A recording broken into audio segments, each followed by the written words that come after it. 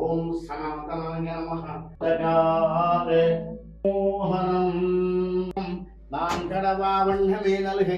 ನೀವುಗಳು ಎಲ್ಲರೂ ಜೋರಾಗಿ ನಾರಾಯಣ ಅಂತ ಹೇಳಿ ನೀವು ಹೇಳಿದ ತಕ್ಷಣ ಈ ತಾಯಿ ಕಂಡುಬಿಡ್ತಾರೆ. ಲಕ್ಷ್ಮೀಕಾಂತ, ಲಕ್ಷ್ಮೀ ನರಸಿಂಹ ವೇಣುಗೋಪಾಲ, ಅದಕ್ಕೆ ತ್ರಿಕೂಟಾಚಲ ಅಂತ ಕರೀತಾರೆ.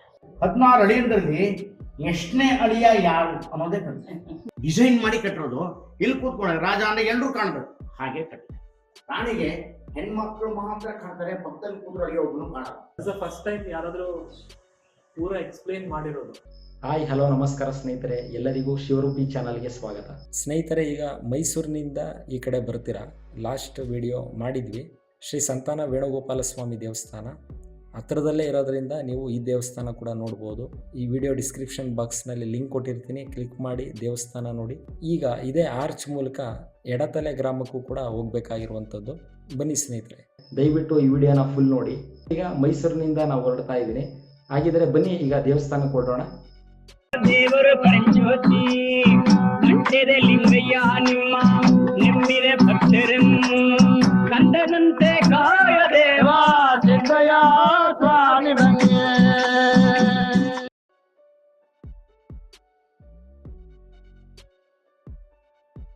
ಸ್ನೇಹಿತರೆ, ತಮ್ಮನೈಲ್ನಲ್ಲಿ ಈಗ ತಾನೇ ನೋಡಿದ್ದೀರಾ ನೀವು.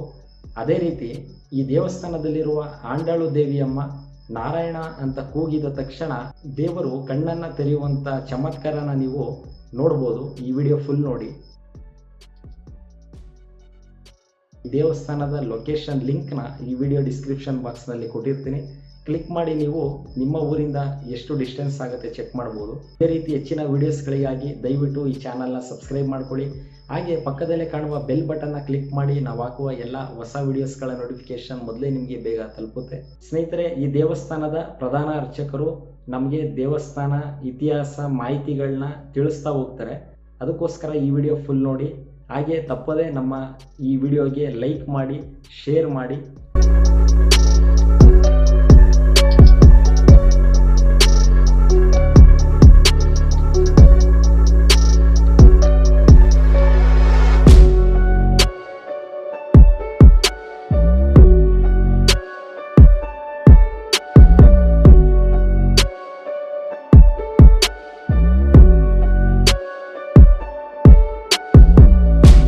ತನ್ನದೇ ಆದ ವಿಶೇಷತೆಗಳನ್ನ ಹೊಂದಿದೆ, ಬಹಳ ಅಪರೂಪವಾಗಿದೆ.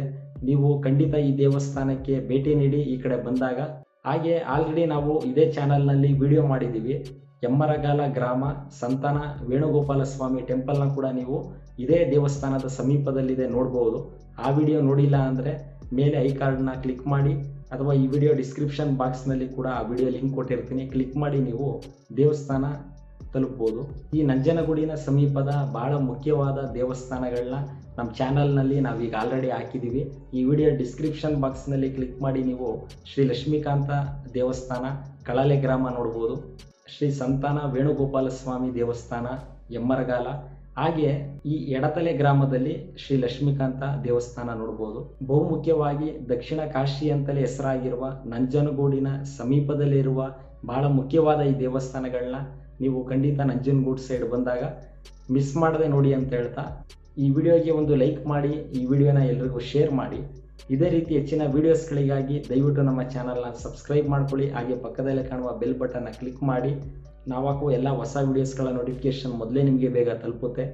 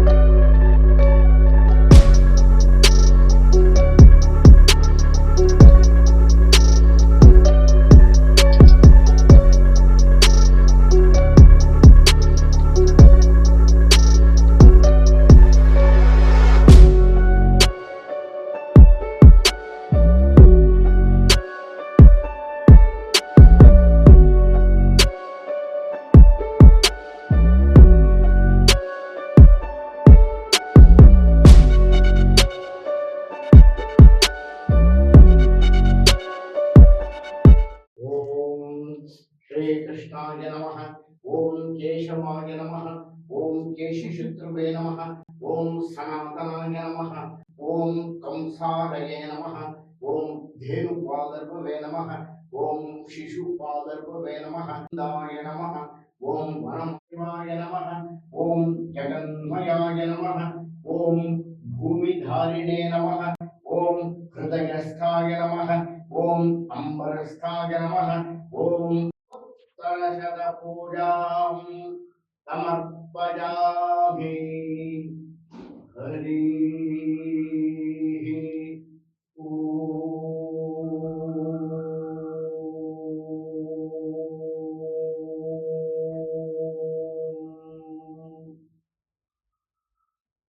ಪಶ್ಯಂತಿ ಸೂರಯಃ ದಿವೇವ ಚಕ್ಷುರಾರತಂ ತದ್ವಿಪ್ರಾಸೋ ವಿಪಂದ್ಯಮೋಜಾಗ್ರವಾಣಂ ಸಸ್ಸಮಿಂಧತೆ ವಿಷ್ಣೋರ್ಯತ್ಪರಮಂ ಪಥಂ ಪರಿಜ್ಞಾಪ್ಯ ಅನಂತರಾಯ ಜಗದ್ವಸ್ತೋಮೋದಿ ರಾತ್ರಮುತ್ತಮಮಹದ್ಭವತಿ ಸರ್ವಸ್ಯಾಪ್ತಿ ಸರ್ವಸ್ಯ ದಿತ್ತಿ ಸರ್ವಮೇವ ತೇನಾಪ್ನೋತಿ ಸರ್ವಂ ಜಯತಿ.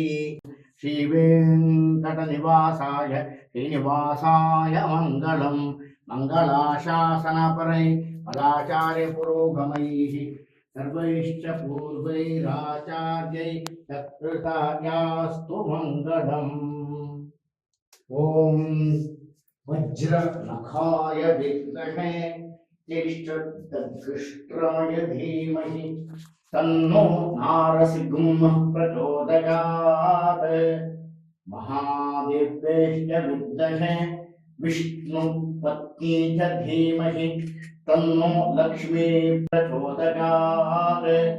ಶಾಂತಾಕಾರಂ ಭುಜಗಶಯನಂ ಪದ್ಮನಾಭಂ ಸುರೇಶಂ ವಿಶ್ವಾಧಾರಂ ಗಗನಸದೃಶಂ ಮೇಘವರ್ಣಂ ಶುಭಾಂಗಂ ಲಕ್ಷ್ಮೀಕಾಂತಂ. ವೇಣುಗೋಪಾಲ್ ಸಂಬಂಧಪಟ್ಟವರನ್ನ ಮಂದೋನ್ನತ ಭ್ರೂಲತಂ ಕಿಂಚಿತ್ ಕುಂಚಿತ ಕೋಮಲಾಧರಪುಟಂ ಸಾಕ್ಷಿ ಪ್ರಸಾರೇಕ್ಷಣಂ ಆಲೋಲಾಂಗುಲಿ ಪಲ್ಲವಿರ್ಮುರಳಿಕಾ ಅಪೂರಯಂತಂ ಮುದಾ ಮೂಲೆ ಕಲ್ಪತರೋಃ ತ್ರಿಭಂಗಿ ಲಲಿತಂ ಜಾನೇ ಜಗನ್ಮೋಹನಂ.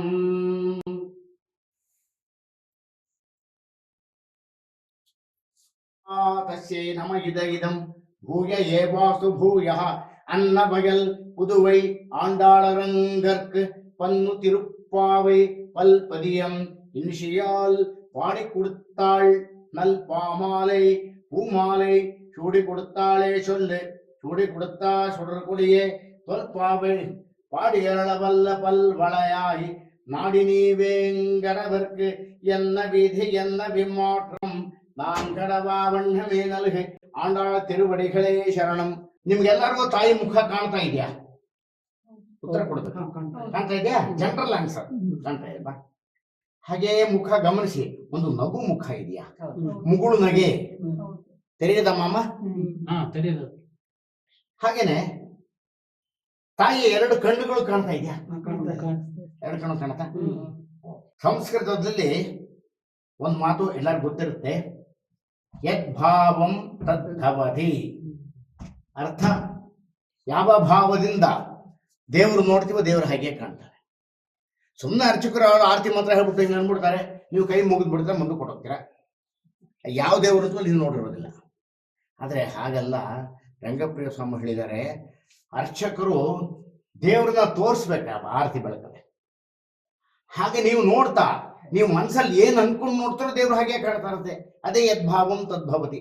ಎಷ್ಟು ಮುದ್ದಾಗಿದ್ದಾಳೆ ಆಂಡಾಳು ಅಂತ ಮನಸ್ಸಲ್ಲಿ ಅನ್ಕೊಂಡು ನೋಡಿ, ಮುದ್ದು ಮುಖಾನೇ ಕಾಣುತ್ತೆ. ಆಂಡಾಳನ್ನು ಸಿರಿಸ್ಕೊಂಡು ಕಾಳೆ ನಗ್ನಗ್ತಾ ಇದ್ದಾಳಲ್ಲ, ನಗು ಮುಖ ಕಾಣತ್ತಂತೆ. ನೋಡಿ, ಈ ಹಾರ, ಮಾಂಗಲ್ಯ, ಮೂಗ್ಬೊಟ್ಟು, ಹಣೆಬೊಟ್ಟು, ಇದೆಲ್ಲ ಈ ತಾಯಿ ಎಷ್ಟು ಚೆನ್ನಾಗಿ ಸೂಟ್ ಆಗುತ್ತಪ್ಪ ಅನ್ಕೊಂಡು ನೋಡಿ ಹೈಲೈಟ್ ಆಗುತ್ತೆ. ಹಾಗೆ ದೇವ್ರನ್ನ ಭಾವದಿಂದ ನೋಡಿ ಅಂತ ಮಾತಿನ ತಾತ್ಪರ್ಯ. ಸರಿನಾ?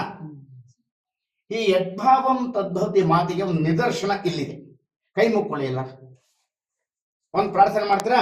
ಹೇಳಿ, ಅಮ್ಮ ಆಂಡಾಳ್, ನಿನ್ನ ಕಣ್ಣುಗಳನ್ನ ತೆರೆದು ನನಗೆ ದರ್ಶನ ಕೊಡಮ್ಮ. ಏನಿದು ಕಣ್ತೆರು ದರ್ಶನ ಕೊಡು ಅಂದ್ರೆ ಅಂತ ಒಂದು ಕ್ವಶನ್ ಬರುತ್ತೆ ನಮ್ಮಲ್ಲಿ. ಇದೇ ಭಾವನೆ. ಮುದ್ದಾಗಿದ್ದಾಳೆ ಅಂದ್ಕೊಂಡು ನೋಡ್ತಾ ಮುಂದ್ ಮುಖ ಕಾಣುತ್ತೆ, ನಗನಾಗಿದ್ದಾಳೆ ಅಂದ್ಕೊಂಡ ನಗು ಮುಖ ಕಾಣುತ್ತೆ. ಕಣ್ತೆರು ದರ್ಶನ ಕೊಡ್ತಾಳೆ ಅಂತ ಅಂದ್ಕೊಂಬಿಡಿ, ಹಾಗೆ ಕಾಣುತ್ತೆ.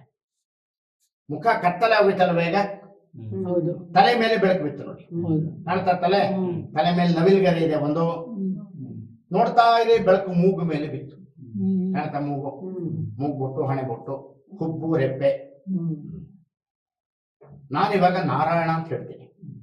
ನಾ ಹೇಳಿದ್ಮೇಲೆ ನೀವುಗಳು ಎಲ್ಲರೂ ಜೋರಾಗಿ ನಾರಾಯಣ ಅಂತ ಹೇಳಿ ನೀವು ಹೇಳಿದ ತಕ್ಷಣ ಈ ತಾಯಿ ಕಂಡ್ಬಿಡ್ತಾಳೆ. ಹೇಳ್ತೀರಾ?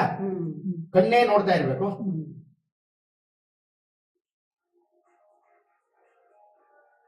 ನಾರಾಯಣ ನಾರಾಯಣ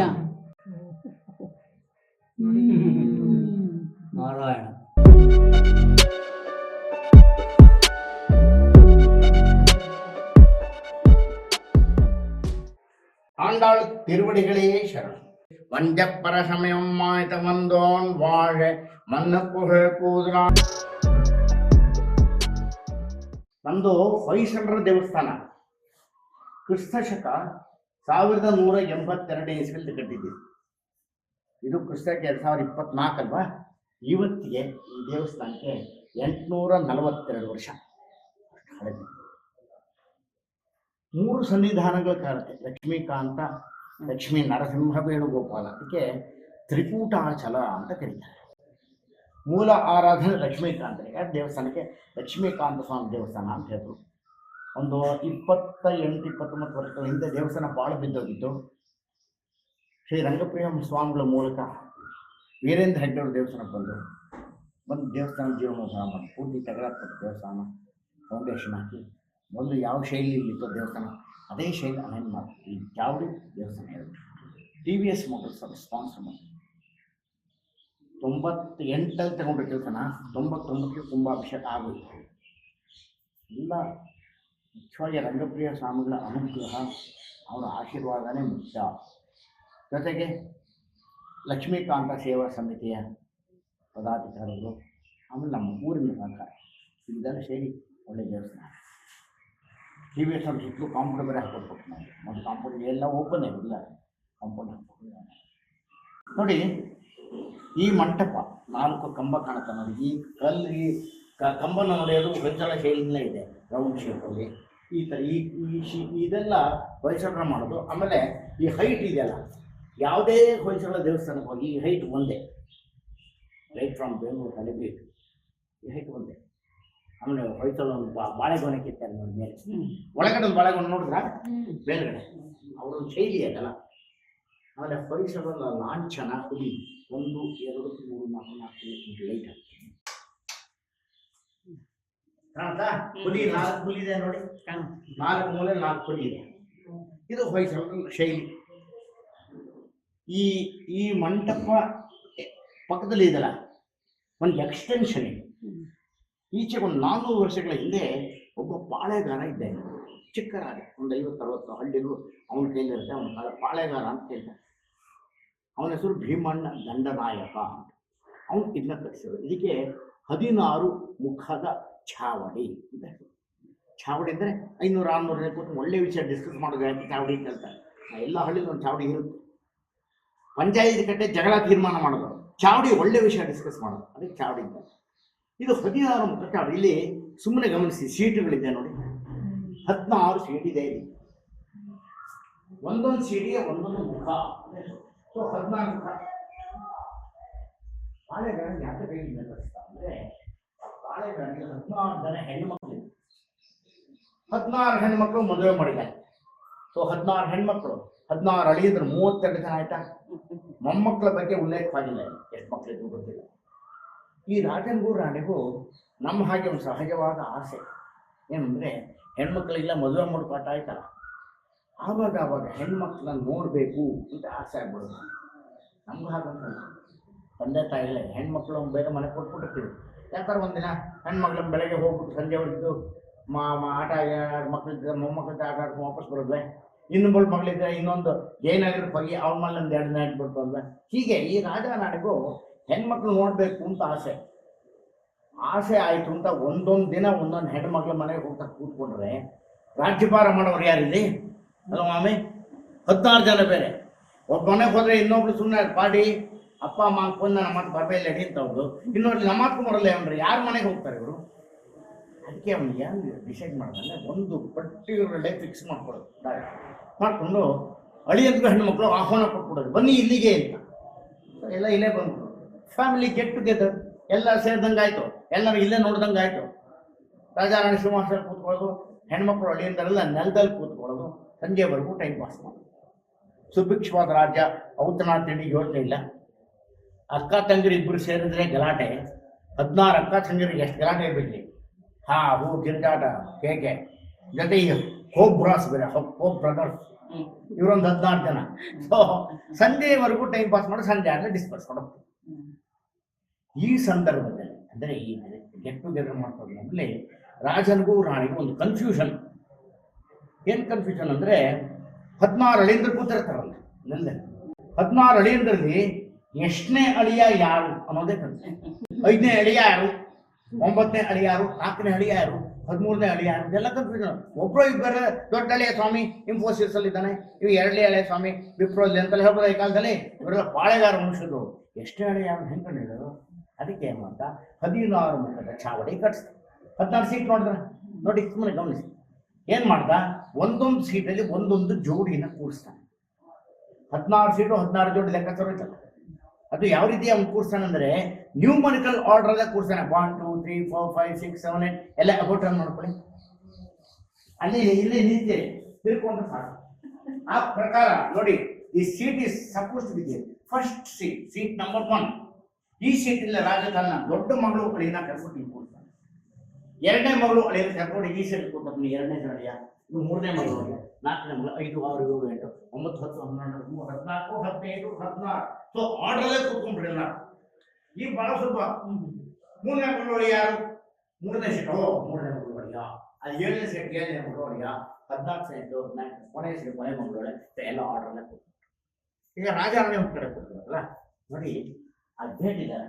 ಈ ಕ್ಷೇತ್ರ ಒಂದು ಮಂಟಪ ಇತ್ತು, ರಿನೋವೇಷನ್ ಟೈಮ್ಗೆ ಮಂಟಪ ಬಿದ್ದು ಹೋಗಿದ್ರು ತೆಗೆದಾಕ್ಬಿಟ್ರು. ಹೇಗಿತ್ತು ಅಂದರೆ ಈ ಗೇಟ್ ಇದೆಯಲ್ಲ, ಇಲ್ಲಿ 4 ಅಡಿ ಹಿಂದಕ್ಕೆ ಒಂದು ಗೋಡೆ ಸೇರಿದಾಗೆ, ಇಲ್ಲಿ 4 ಅಡಿ ಹಿಂದಕ್ಕೆ ಒಂದು ಗೋಡೆ, ಹೀಗೊಂದು ಗೋಡೆ, ಮೇಲ್ಗಡೆ ಒಂದು ತಾರಸಿಕೊಂಡು ರೂಮ್ ಥರ ಆಯ್ತಾ, ಅದು ಮಂಟಪ. ಆ ಮಂಟಪದೊಳಗೆ ಈ ಗೇಟಿನ 3 ಅಡಿ ಹಿಂದೆ 5 ಅಡಿ ಸೀಟ್ ಒಂದು ಇತ್ತು. ಇದೆಲ್ಲ 3 ಅಡಿ ಕರೆಕ್ಟಾಗಿ ಟೇಪ್ ಪರ್ಫೆಕ್ಟಾಗಿ 3 ಫೀಟ್ 5 ಅಡಿ ಸೀಟ್. ರಾಜಾರಾಣಿ ಸುಪ್ರೀಂ ಅಲ್ವಾ, 3 ಅಡಿ ಹಿಂದೆ 5 ಅಡಿ ಸೀಟಲ್ಲಿ ಇತ್ತು. ಅದ್ರ ಮೇಲೆ ಕೂತ್ಕೊಂಡು ರಾಜಾಣಿ ಹೀಗೆ ನೋಡಿದಾಗ ರಾಜಾರಾಣಿ ಎಲ್ಲರೂ ಕಾಣ್ತಾ ಇದ್ರು. ಇನ್ನು ಎಲ್ಲಿ ಕೂತ್ಕೊಂಡು ರಾಜಾರಾಣಿಗೆ ಎಲ್ಲರೂ ಕಾಣಲ್ಲ. ಈಗ ಇಲ್ಲಿ ಕೂತ್ಕೊಂಡು ಇವಳು ಕಾಣಲ್ವಾ, ಆ ಮಗಳ ಹೀಗೆಲ್ಲ ನೋಡಿದ್ರೆ ಎಷ್ಟೋ ಸಂಖ್ಯೆ. ಬಟ್ ಇದು ಹೇಗೆ ಕಟ್ಟಿದ್ದಾರೆ ಅಂದರೆ ಡಿಸೈನ್ ಮಾಡಿ ಕಟ್ಟಿರೋದು. ಇಲ್ಲಿ ಕೂತ್ಕೊಂಡ್ರೆ ರಾಜಾರಾಣಿಗೆ ಎಲ್ಲರೂ ಕಾಣ್ಬೇಕು, ಹಾಗೆ ಕಟ್ಟಿದ್ದಾರೆ. ಇದು ಆಯ್ತಾ. ಸೆಂಟ್ರ್ ಪ್ಲೇಸ್ ನೀವು ನಿಂತ್ಕೊಂಡಿದ್ದಲ್ಲ, ವೇದಿಕೆ ಸ್ಟೇಜ್, ಸಂಗೀತ ಕಚೇರಿ, ನೃತ್ಯ ಇಲ್ಲ ನಡೀತು. ಸೊ ಎಲ್ಲ ಕೂತ್ಕೊಂಡು ಅವರವರ ರೆಸ್ಪೆಕ್ಟಿವ್ ಸೀಟಲ್ಲಿ ಕೂತ್ಕೊತಿದ್ರು. ರಾಜಾರಾಣಿ ಕೂತ್ಕೊಂಡು ಗೆಟ್ ಟುಗೆದರ್ ಮಾಡಿದ್ರು. ಇಲ್ಲಿ ಬೇರೆ ಸಂಗೀತ ಕಚೇರಿ ಅಂತ ನಡೀತು. ಇದು ಕಟ್ಟಿಸಿರೋದ್ರಲ್ಲಿ ಒಂದು ವಿಶೇಷತೆ ಅಂತ ಹೇಳಿದ ವೈಶಿಷ್ಟ್ಯತೆ ಪರ್ಫೆಕ್ಟ್ ಆಗಿ ಕನ್ನಡ. ಮಾಮಿ ಬನ್ನಿ, ನಿಮ್ಗೊಂದು ಪ್ರಶ್ನೆ ಕೇಳಬೇಕು, ಉತ್ತರ ಕೊಡಿ. ಗಾಂಧಿನ ಅವರೆಲ್ಲ ಹೋಗಲ್ಲ. ನಿಮ್ಮ ತಾಯಿ ಕಾಲ ಜ್ಞಾಪಕ ಇದೆಯಾ? ಚೆನ್ನಾಗಿದೆ. ಮ್ಯಾಮ್ ನಿಮಗೆ ತಾಯಿ ಕಾಲ, ನಿಮ್ಮ ತಾಯಿ ಕಾಲದಲ್ಲಿ ಒಂದು ಸಂಪ್ರದಾಯ ನಮ್ಮ ಹಿಂದೂ ಧರ್ಮದಲ್ಲಿ ಏನು ಸಂಪ್ರದಾಯ ಅಂದರೆ ಅತ್ತೆ ಅಳಿಯನೇ ಅಂದರೆ ಹೀಗೆ ನಿಂತ್ಕೊಂಡು ಮಾತಾಡ್ತಿಲ್ವಂತೆ. ಗೊತ್ತಾ? ಏನು ಮಾಡ್ತಿರೋ, ನಿಮ್ಮ ಯಜಮಾನ್ರನ್ನ ನಿಮ್ಮ ತಾಯಿ ಹೀಗೆ ನಿಂತ್ಕೊಂಡು ಮಾತಾಡ್ತೀಯಾರ? ಏನ ಸಮಾಚಾರ, ಕಾಫಿ ಎತ್ಕೊಂಗೋ ಅಪ್ಪಳೆ ಉಪ್ಪು ಒಂದಂಗ್ಲೆ ಯಾವ್ದಾರು ಇಲ್ಲ? ಕರೆಕ್ಟಾ ಸರ್? ಸರಿ. ಒಂದು ಸಂಪ್ರದಾಯ ಹಿಂದೂ ಧರ್ಮದಲ್ಲಿ 70 ಇಯರ್ಸ್ ಬ್ಯಾಕ್ ಅಂತ ಇಟ್ಕೊಳ್ಳಿ, 70 ವರ್ಷದ ಮಾತು. ಇದು 400 ವರ್ಷಗಳ ಮಾತು. 70 ವರ್ಷಗಳ ಹಿಂದೆನೇ ಈ ಸಂಪ್ರದಾಯ ಇತ್ತು. ಈ 400 ವರ್ಷಗಳಿಂದ ಇನ್ನು ಹೇಗಿದ್ದಿರ್ಬೋದು, ಇನ್ನು ಕಟ್ಟುನಿಟ್ಟಿಗೆ ಎಷ್ಟು ರೂಪಾಯಿ ನಂಬ್ತಿರೋದು. ಈ 14 ಚಾವಡಿನ ಆ ಕಾಲದಲ್ಲಿ ಹೇಗೆ ಡಿಸೈನ್ ಮಾಡಿದ್ದಾರೆ ಅಂದರೆ ನೋಡಿ, ರಾಜ ಕೂತ್ಕೊಳ್ಳೋ ಜಾಗ ಹಿಂದಿನ ಮಂಟಪದಲ್ಲಿ. ರಾಜ ಹೀಗೆ ಸುತ್ತಲೂ ನೋಡಿದ್ರೆ ರಾಜನಿಗೆ ಅವನು 16 ಹೆಣ್ಮಕ್ಳು, 16 ಅಳಿಯಂದರು, 32 ಜನರು ಕಾಣ್ತಾರೆ. ವೈಡಾಂಗಲ್ ಎಲ್ಲ ಕಾಣ್ತಾರೆ. ರಾಣಿ ಕೂತ್ಕೊಳ್ಳೋ ಜಾಗ. ರಾಣಿಗೆ ಹೆಣ್ಮಕ್ಳು ಮಾತ್ರ ಕಾಣ್ತಾರೆ, ಪಕ್ಕದಲ್ಲಿ ಕೂತ್ರು ಅಡಿಗೆ ಒಬ್ಬನು ಕಾಣಲ್ಲ. ಹಾಗೆ ಡಿಸೈನ್ ಮಾಡಿದಾರೆ. ಮಹಾರಾಣಿ ನಾನು ಏನ್ ಬೇಕು ನಡೆಯುತ್ತೆ ಅಂತ ಕಾಲ ಮೇಲೆ ಕಾಲ ಹಾಕೊಂಡು ಅಳಿಯಂದೆಲ್ಲ ಕೂತು ಮಾತಾಡ್ಸ್ಬಿಟ್ರೆ ಸಂಪ್ರದಾಯ ಏನಾಯ್ತು? ಹಾಳೋಗಿಲ್ವೇ? ರಾಣಿನೇ ಈ ತಪ್ಪು ಮಾಡಿದ್ರೆ ಪ್ರಜೆಗಳ ಗತಿ. ಸೊ ಸಂಪ್ರದಾಯ ಬಗ್ಗೆ ಹೇಗೆ ಡಿಸೈನ್ ಮಾಡಿದ್ದಾರೆ ಅಂದ್ರೆ ರಾಣಿಗೆ ಅಳಿಯಂದ್ರೆ ಯಾರು ಕಾಳ, ಹೆಣ್ಮಕ್ಳು ಮಾತ್ರ ಕಾಣ್ತಾರೆ. ಮಹಾರಾಜ ಇದು ಯಾರು ಒಂದು ಜೋಡಿ ಬರುತ್ತೆ. 2 ನಿಮಿಷಗಳ ಕಾಲ ನೀವೇ ಭೀಮಣ್ಣ ದಂಡನಾಯಕ. ಮಹಾರಾಣಿ ಮಹಾನಾಯಕರು ಗೊತ್ತಿಲ್ಲ. ನನ್ನ ಪ್ರಶ್ನೆಗೆ ಇಬ್ರು ಉತ್ತರ ಕೊಡ್ತಾ ಹ್ಞೂ ಕಾಣತೆ ಇಲ್ಲ, ಇಬ್ರು ಹೇಳ್ತಾ ಬರ್ತಾರೆ. ಸೀಟ್ 1:16 ಯಾರು ನೋಡ್ತೀಯಾರಲ್ವಾ? ನೋಡಿ, ಲೆಕ್ಕ ಪ್ರಕಾರ ಸೀಟ್ ನಂಬರ್ 2 ಇಲ್ಲಿ 2ನೇ ಕಾಣ್ತಾರೆ. ಅಮ್ಮ ಅಳಿಯ ಕಾಣ್ತಾ ಇದ್ದ ನಿಮ್ಗೆ ಸರ್? ಕಾಣ್ತಾ ಇದೆಯಾ? ನಾನು 3ನೇ ಮಗಳು, ಇಬ್ರು ಕಾಣ್ತಾರೆ. ಅಳಿಯ ನಿಮ್ಗೆ ಅಮ್ಮ ಕಾಣ್ತಾ ಇಲ್ವಾ? ರೈಟ್. ಇದು 4ನೇ ಮಗಳು, ಇಬ್ರು ಕಾಣ್ತಾರೆ. ಅಮ್ಮ ಅಳಿಯ ನೀವು ಏನ್ ಹೇಳ್ಬೇಕು ಕಾಣಲ್ಲ ಅಂತ. ಇದು 5ನೇ ಮಗಳು, ಇಬ್ರು ಕಾಣ್ತಾರೆ. ಅಮ್ಮ 5ನೇ ಅಳಿಯ ಕಾಣ್ತಾರ? ಇಲ್ಲ ಸರ್.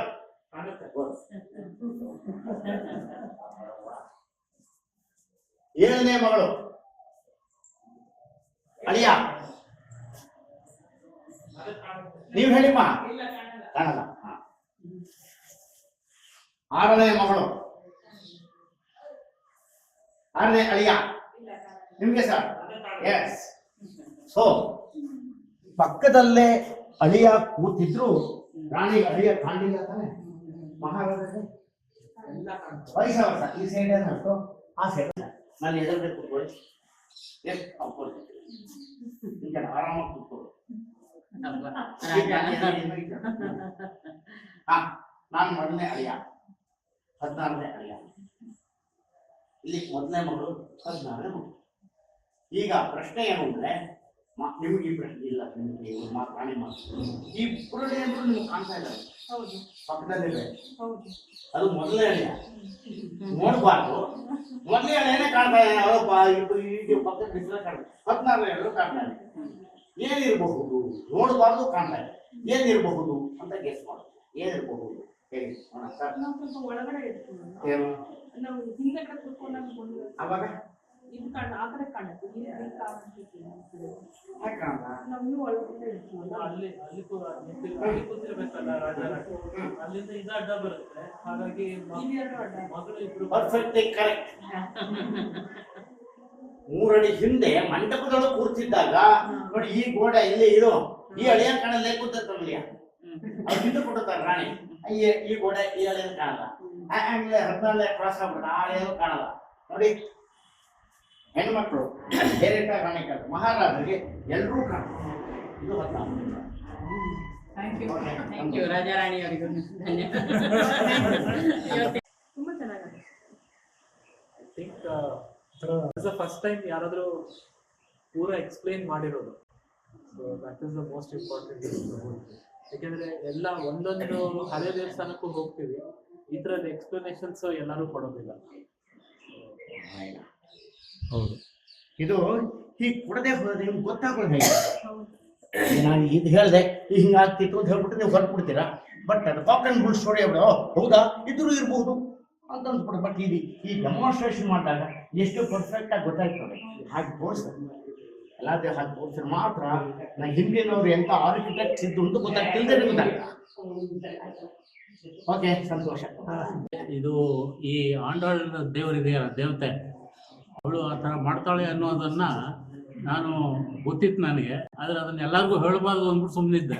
ಆದ್ರೆ ನನ್ನ ತಂಗಿಗೆ ಮಾತ್ರ ಹೇಳಿದ್ದೆ, ಲಕ್ಷ್ಮೀಕಾಂತ ದೇವಾಲಯ ಪುನರುಜ್ಜೀವನ ಮಾಡಿದ್ಮೇಲೆ ಅಲ್ಲಿ ಇದೇ ಸ್ಪೆಷಾಲಿಟಿ ಇದೆ ಅಂತ ಅಂದ್ಬಿಟ್ಟು ಹೇಳಿದೆ. Thank you. ರೈಟ್.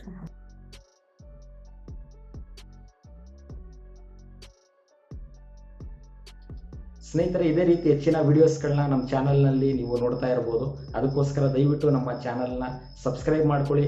ಹಾಗೆ ಪಕ್ಕದಲ್ಲೇ ಕಾಣುವ ಬೆಲ್ ಬಟನ್ನ ಕ್ಲಿಕ್ ಮಾಡಿ ನಾವು ಹಾಕುವ ಎಲ್ಲ ಹೊಸ ವಿಡಿಯೋಸ್ಗಳ ನೋಟಿಫಿಕೇಶನ್ ಮೊದಲೇ ನಿಮಗೆ ಬೇಗ ತಲುಪುತ್ತೆ. ಈ ವಿಡಿಯೋಗೆ ಒಂದು ಲೈಕ್ ಮಾಡಿ, ಈ ವಿಡಿಯೋನ ಎಲ್ರಿಗೂ ಶೇರ್ ಮಾಡಿ. ಈ ವಿಡಿಯೋ ನೋಡಿದ್ದಕ್ಕಾಗಿ ಧನ್ಯವಾದಗಳು.